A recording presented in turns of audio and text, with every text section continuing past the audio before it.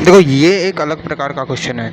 इस क्वेश्चन में करना क्या है, देखो ये क्वेश्चन सीधा एएमयू की परिभाषा से पूछा गया है। एएमयू की परिभाषा क्या होती है, अपन को पढ़ाया जाता है। एएमयू की परिभाषा होती है कि एक एएमयू बराबर होता है C12 के एक परमाणु का द्रव्यमान। यानी पारंपरिक एएमयू, एक एएमयू की परिभाषा क्या है, एक एएमयू बराबर होता क्या है, एक एएमयू बराबर होता है C12 के परमाणु द्रव्यमान का 1/12वां भाग होता है। 1/12वां भाग यानी 1/12वां भाग मतलब सी परमाणु के द्रव्यमान का 1/12वां गुणा होता है एक एएमयू। अब ये कह रहा है, इस क्वेश्चन ने कहा कि अगर एएमयू की जो परिभाषा है उसको अपन बदल देते हैं, कर देते हैं C12 के परमाणु द्रव्यमान का 1/5वां भाग परिभाषित कर देते हैं। मतलब नए एएमयू की परिभाषा, एक एएमयू की परिभाषा क्या है कि C12 के परमाणु द्रव्यमान का 1/5वां भाग। अब दो नए एएमयू की परिभाषा है। अब ये कह रहा है कि हमें इस नए एएमयू पैमाने के आधार पर, इस परिभाषा के आधार पर हमें नाइट्रोजन का भार पूछा गया है। यानी नाइट्रोजन परमाणु का परमाणु भार क्या होगा इस नए एएमयू के हिसाब से। अब हमें पता है कि इसने ये भी कहा है कि पारंपरिक पैमाने पर नाइट्रोजन का परमाणु भार 14 है।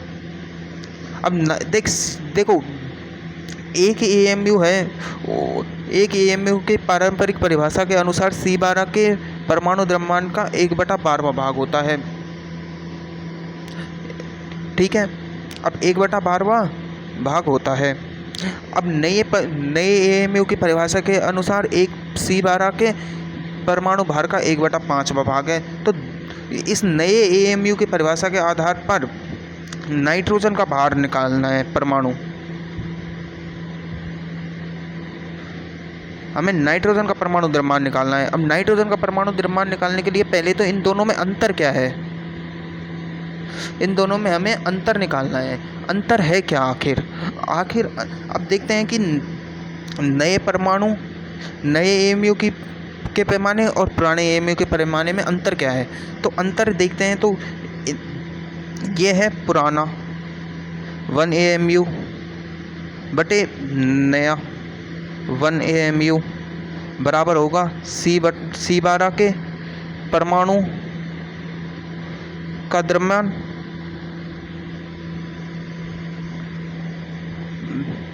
इंटू 1/12 बटे C12 के परमाणु द्रव्यमान गुणा 1/5।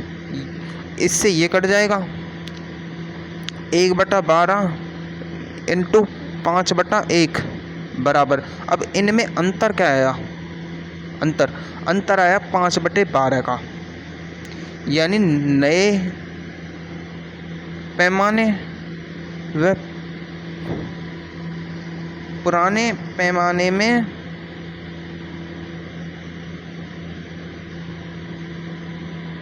अंतर है, ये इतना अंतर आ गया। अब पुराने पैमाने के हिसाब से नाइट्रोजन का भार कितना है, 14 एएमयू। नाइट्रोजन का परमाणु भार कितना है, 14 एएमयू। तो हमें नए पैमाने के आधार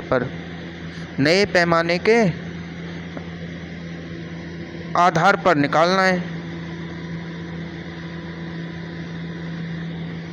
हमें नए पैमाने के आधार पर निकालना है। तो नए पैमाने के आधार पर एक एएमयू का द्रव्यमान कितना आया है, एक एएमयू में अंतर कितना आया है, एक एएमयू में अंतर आया है 5/12 का। यही तो अंतर निकाला है अपन ने, 5/12 का। तो 14 एएमयू में अंतर कितना आ जाएगा, 14 एएमयू में आ जाएगा 14 इंटू 5/12। ये 7 बार गया, ये 6 बार गया, ये हो गया 35/6। तो ये 5 बचा 5 और पॉइंट लगा दो 0, ये 8 फिर 2, फिर 6 6, लगभग ये आंसर आ रहा है, यानी नए पैमाने में ये आंसर आएगा इसका। बहुत आसान है। करना क्या है हमें, देखो मतलब क्वेश्चन समझो, क्वेश्चन कह रहा है, प्रश्न में बताया गया है कि नए पैमाने पर नए पैमाने पर एक एएमयू है जो 1/5वां भाग है, तो मतलब 1/5 से गुना होगा। पुराने में हमें 1/12वां भाग दे रखा था, तो 1/12 से गुणा होता था। अब इन दोनों में नए एएमयू और पुराने एएमयू में अंतर कितना आया, आंसर तो एएमयू में ही आएगा ना। तो पुराने एएमयू और नए एएमयू में अंतर कितना आया, 1/12 बटे 1/5। ये 1/5 ये ऊपर जाएगा, ये यहाँ जाएगा, तो ये मल्टीप्लाई हो जाएगा, अंतर आ रहा है 5/12। यानी नए एएमयू और पुराने एएमयू में अंतर 5/12 का आ रहा है। तो मतलब नया एएमयू है जो 5/12 गुना ज़्यादा है,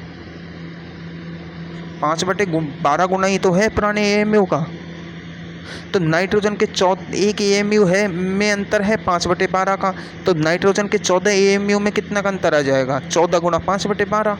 5/12 को मल्टीप्लाई करेंगे तो 5.866 आएगा, 5.866। बहुत सिंपल है।